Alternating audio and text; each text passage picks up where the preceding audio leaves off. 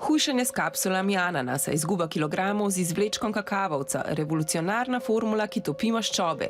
Izdelkov, ki obljubljajo hitro izgubo teže, je cela vrsta. Te čudežne tablete ne obstajajo. So določena prehranska dopolnila, ki lahko malo pomagajo. Recimo eno tako dopolnilo so omega-3 maščobne kisline, ki so dokazane, da pomagajo pri kurjenju maščob okrog trebuha, seveda, če je to samo kot podpora ob neki vadbi in pravilni prehrani. Same od sebe ne delajo nič.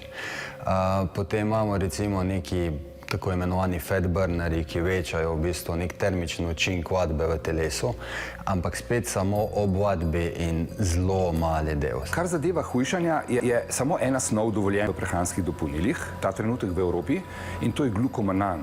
Glukomanan, ampak mora biti vsaj 3 grame glukomanana na dan zaužitega, da lahko napiše proizvajalec, da lahko pomaga regulirati telesno maso. Vse ostale snovi, vsi ostali proizvodi, ki so v prehranskih dopolnilih in ki se reklamirajo kot sredstva za hujšanje, niso dovoljeni.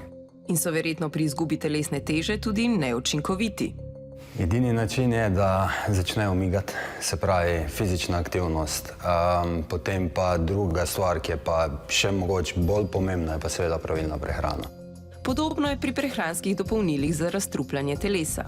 Zadnje čase je razstrupljanje telesa s prehranskimi dopolnili zelo sodobno, moderno, ampak zavajajoče. Prehranska dopolnila za razstrupljanje večinoma vsebujejo učinkovino silimarin.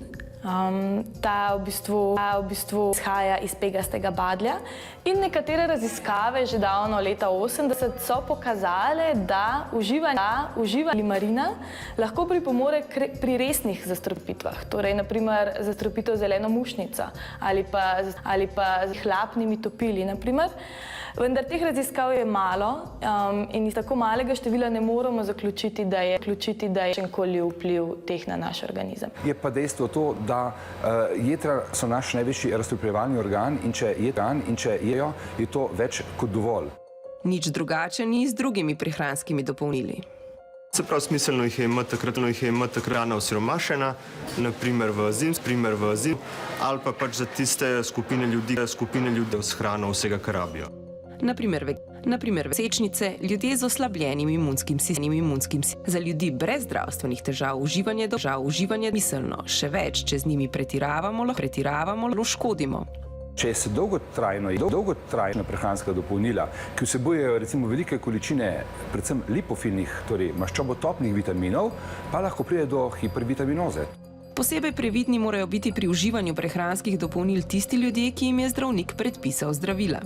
Šentjanževka je značilna rastlina, ki vsebuje snovi, ki naša jetra na nek način prisilijo, da hitreje razgradijo zdravilo. V tem primeru bo zdravilo nedelujoče. Primer, rečemo železo, magnezij, kalcij, ki zavira delovanje določenih antibiotikov in zaradi tega te antibiotiki ne morejo delovati tako, kot bi se želeli. Predvsem pa so si strokovnjaki enotni, prehranska dopolnila so le dopolnila in niso namenjena zdravljenju bolezni.